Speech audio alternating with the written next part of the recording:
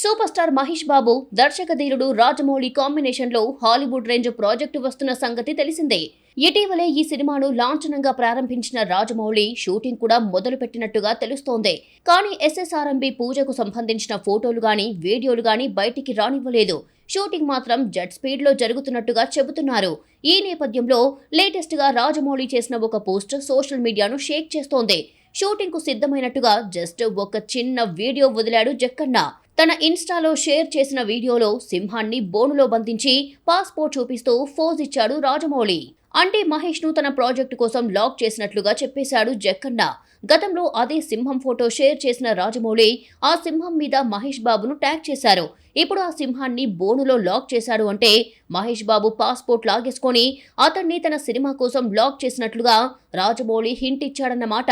దీంతో ఇక నుంచి మహేష్ బాబు ఫారెన్ టూర్లకు వెళ్లడం కుదరదని జక్కన్న ఇండైరెక్ట్ గా చెప్పేశాడు అని ఫ్యాన్స్ కామెంట్ చేస్తున్నారు. ఇక రాజమౌళి వీడియోకు మహేష్ బాబు చేసిన కామెంట్ వైరల్ అవుతోంది.